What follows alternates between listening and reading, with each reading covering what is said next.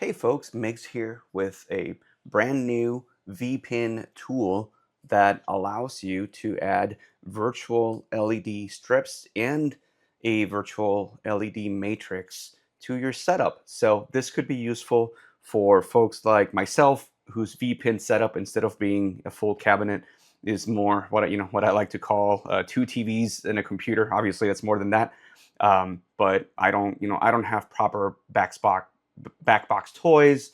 I do have, SSF exciters and a shaker motor, sorry, a bass shaker, and a couple other things.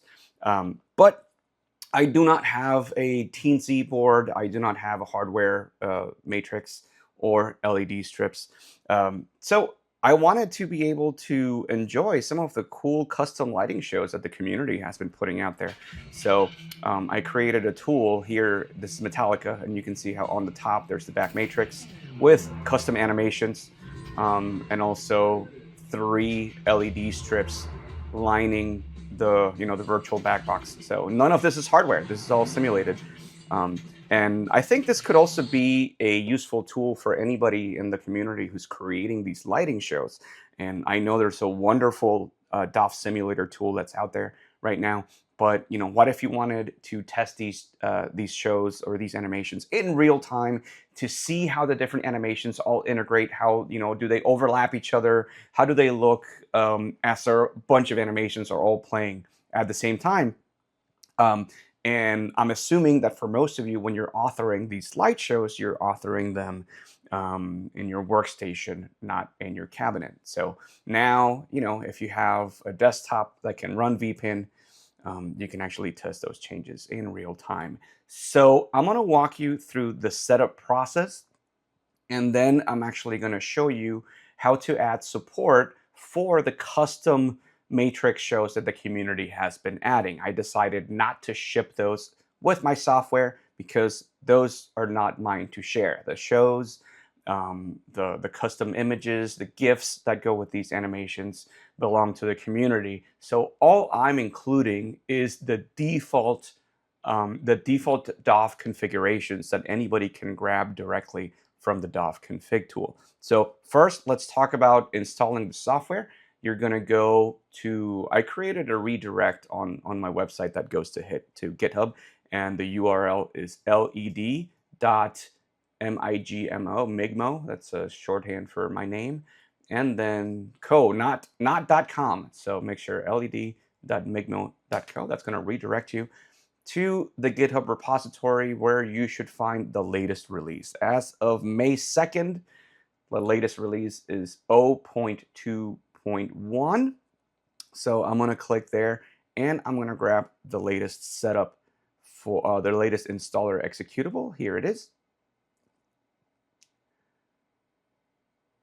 And now that I have it downloaded, I'm going to open up my downloads folder.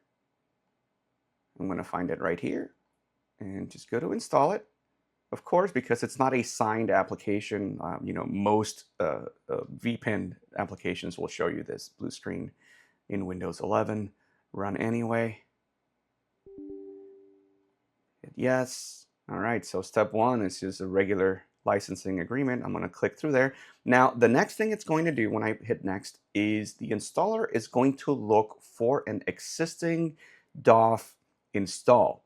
DOF is a requirement for this tool because it's essentially piggybacking onto the DOF tool created by other community members, which sends all the lighting information. By default, it sends it to hardware, right? It sends it to a COM port on your computer, which talks to, for example, a teensy controller or something like that. I actually have a modification to DOF included in this installer. That's going to be part of the install process. So step one, it looks for DOF. If it does not find it, it gives you a link to the website where you should download both the 32 and the 64-bit executables. And they're both needed. 64-bit is the one that runs alongside Visual Pinball. And then if you have a front end, for example, Popper to this day still runs on 32-bit. So it's going to be launching the 32-bit version of DOF. So I'm going to click on the link here. And then, if you don't have the installs already, just going to grab each of these two, 32-bit and 64-bit, and download them. I already have both of them in my downloads folder, so I'm going to install both of them next. I'm going to start with the 64-bit. Now, it is recommended, but not mandatory, that you install to C direct output. Anytime that I've read any documentation on DOF, it usually says try to install it in C direct output. If you don't, it shouldn't break anything. But just to be safe, I'm going to place my install there, press next. Then it's going to quickly install the 64-bit version. I'm going to give it a second here. It's thinking. All right, so now it's finished with a 64-bit. I'm going to install the 32-bit. And because you already have one installed, it actually recognizes the install path. So now the default is correct. It's C direct output. Going to finish that. And now if I go to C direct output, you're going to see your basic DOF install. So this is your root folder. Then you have your empty config folder here. Our installation is going to be adding some files to this folder.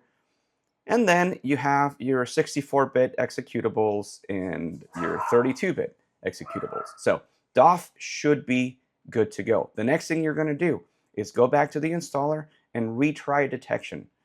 Now that DOF is installed, it found it. It found it in C direct output.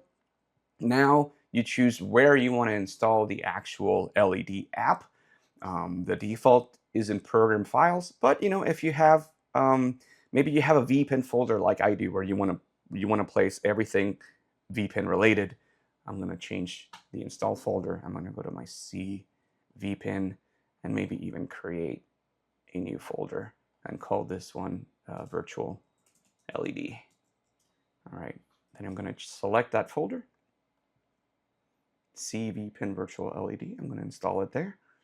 Season to taste, obviously, if you have your VPN installed somewhere else, do that. Or you can just install it to program files. Okay, this one you should leave as a default. I think this is a good time to mention that if you already have DOF, you're already using it because you have virtual toys, etc., or actually hardware toys, I should say, it does not overwrite any of your configs without first creating a backup. So as part of the install process, it's going to create a backup, and you can see that it's going to place it in direct output backups, and then everything's going to go there. So if you already have, for example, the matrix GIFs in your configs folder, once you're finished installing, you can find those same files here. So I'm going to press next. Now, these are your starter virtual toys. Once you install, you can add, remove, edit as much as you want. This is just a couple of starters. If you just want a back matrix, you would leave it as at the default single matrix. If you wanted the matrix and also 3 LED strips, like in the video that I showed you at the top of these instructions, I'm going to select this one. Go next. This is just confirming everything that's about to happen. And now it is installing. And now we have the option to launch Virtual DOF Matrix instantly. Let's do that. I'm also going to open both of these. So I'm going to check everything and then select Finish. Okay. And 2 of those check marks, what they did is they opened the DOF config tool, which we're going to touch here in a second, and then also the virtual DOF, the instructions for the Matrix app. But before we take a look in app, I'm going to do some minimizing here. I'm going to close out this window, and I'm going to change my scale from 150 to 100%, because we all know by now, right, that is recommended when you run virtual pinball. All right, so now you can already see that there's a back matrix and 3 LED strips. Now they're probably horribly positioned by default. We're going to have to fix that, but I'm going to launch Visual Pinball, and let's find a table like Bad Cats that has matrix and lighting. I'm going to launch it. Okay, so here's Bad Cats now actually all loaded on my main monitor. You can see that there's already a light show running. This is my main strip. Now you can see that the main strip is actually conflicting with the DMD for any individual table, once it's loaded, you can move things around. So if you wanted to move your matrix down, down here, or resize it, you can do both of those things. And if you do this while a table is open, it's actually saving those changes on a per table basis. So if I were to close out of the table, it's going to restore the global settings. And then once you run the table again, there you go. This is the bad cats configuration. Now, if you wanted to override the global settings, you can also do that. You can actually right-click on any virtual toy while a table is open, and then you would save the global position for matrix 1, which is this virtual toy right here. Now, let's try to make this look a little bit nicer. I'm going to move my top strip just above the back glass and maybe scale it up a little bit. And I'm going to take this LED, I'm going to move it over here, and then maybe scale it down, and then take this one and scale it down over here. There we go. Well, and maybe you want to take the back matrix and fill this gap. Of course, season to taste. It's highly configurable. All right, so there is our default Bad Cats show. You can see if I play the game. There we go.